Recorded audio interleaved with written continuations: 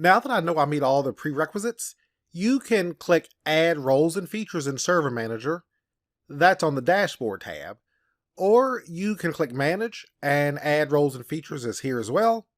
Once I select that, it's going to carry me to this Before You Begin, which gives you some basic information like you need an administrator account with a strong password, you need a static IP address from many of these services, make sure you have the most current Windows updates.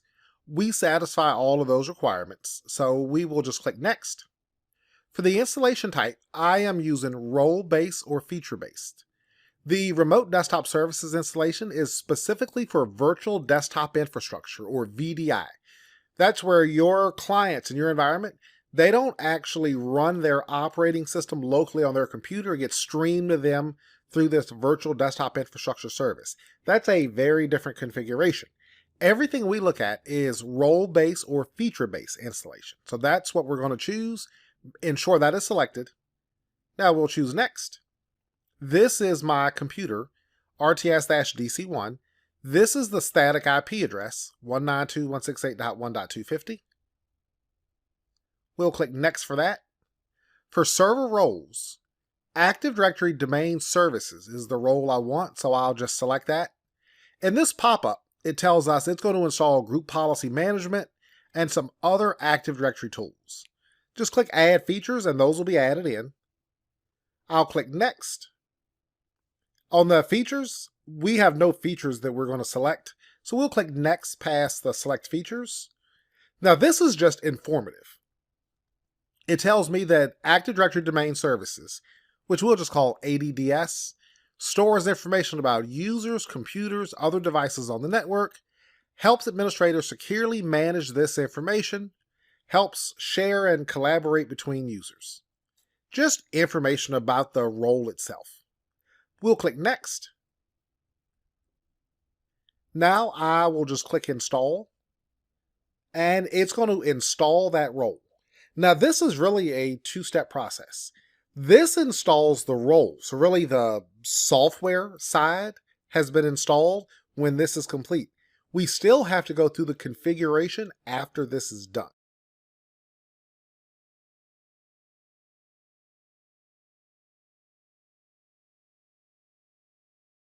Now that that is complete, you can click Promote the server to a domain controller, or what I end up doing all the time is when this is done, I end up clicking Close. So if you close this, you can simply go to this Notifications here in Server Manager, and you'll see Promote this server to a domain controller. So don't worry if you close the window, Notifications will have the link for you. So when I click that, I'm going to put this in full screen so it's a little easier to see. It'll ask me if I want to add a domain controller to an existing domain. So if you already have a domain already set up and you just want to put a second or third domain controller in it, that's the option you would choose. If you already have a domain, you already have a forest, if you want to add a new domain, well, for example, if I already have my domain and now I want to add a child domain, then I would choose option 2.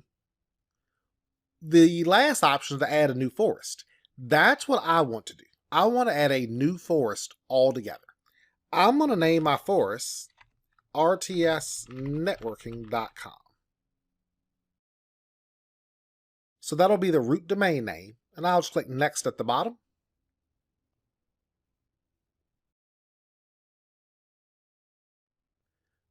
At the top of this screen, on the domain controller options, we have functional levels. Your functional level determines the oldest operating system that you can run on a domain controller. I am running Windows Server 2019. That's the operating system we're using.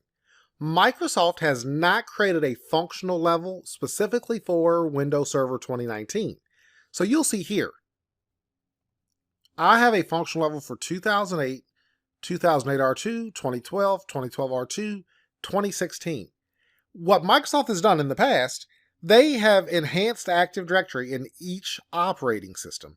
And if you want to take advantage of those new capabilities, you would just select that functional level. There are no new enhancements related to Server 2019.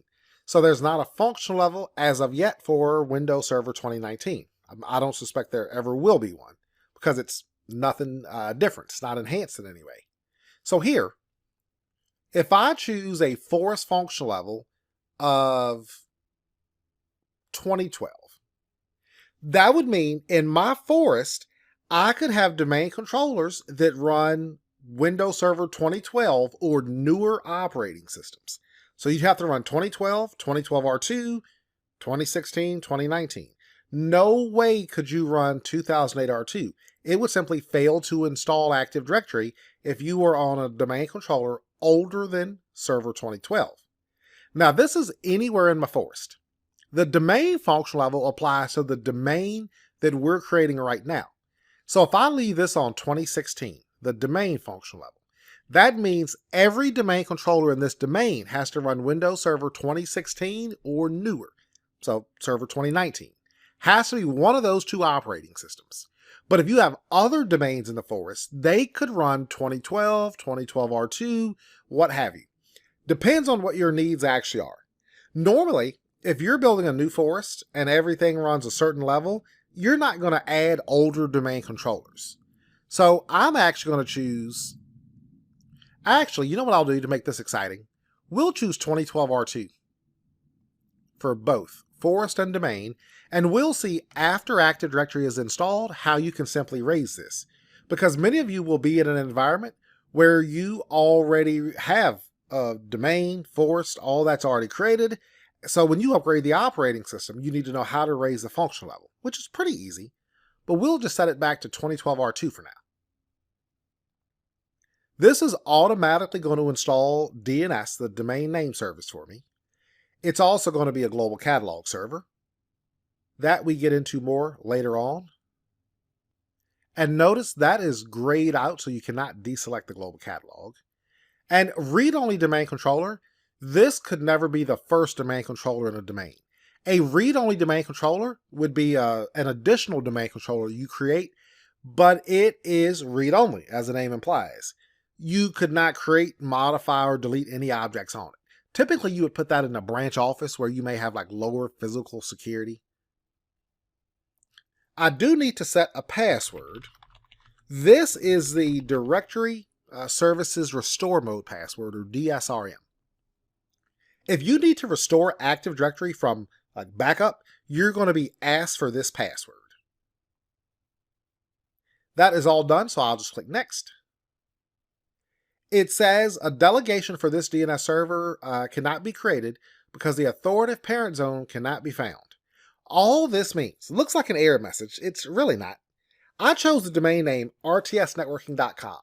This is saying we looked for RTS networking and we couldn't find it in your environment. No worries. When we install Active Directory, it's going to install and configure everything in DNS.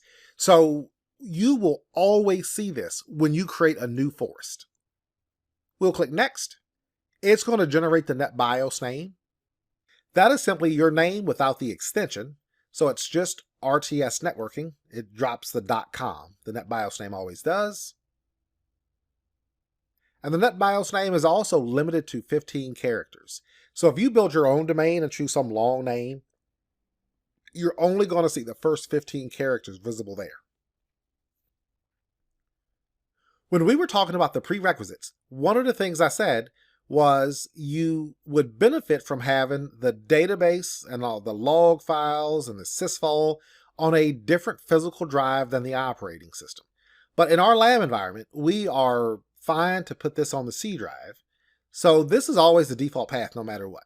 C Windows, then it creates this NTDS folder and a sysvol folder. So we're going to leave those paths exactly as they are and just choose Next. And would you believe that's it? We have created a domain, a forest, just by answering those few simple questions. I'll click Next. It's going to verify we meet the prerequisites. So if you did not have a statically assigned IP address, it would give you an error message here. We have passed all the checks, so you'll see prerequisite checks completed, all prerequisite checks passed successfully. So we'll just click Install. Now this does have to reboot after the install has completed, but once it comes back up, it will be a full domain controller.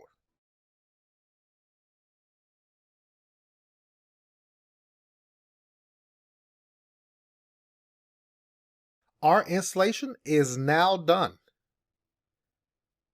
I'm going to sign in as administrator, and I'm going to enter my password, and it's just going to log us in. Now as Server Manager loads, we'll see not a lot has changed on this. If I go over on the left, you'll see ADDS, which stands for Active Directory Domain Services. I'll see my RTS-DC1, because that's now a domain controller. Every domain controller that you create will show up in this list. When I click on local server, this earlier said workgroup, and the name was workgroup. Now it says domain rtsnetworking.com. And if I go to tools, I have 5 Active Directory tools that show up. So we know this is now a domain controller. Pretty fascinating.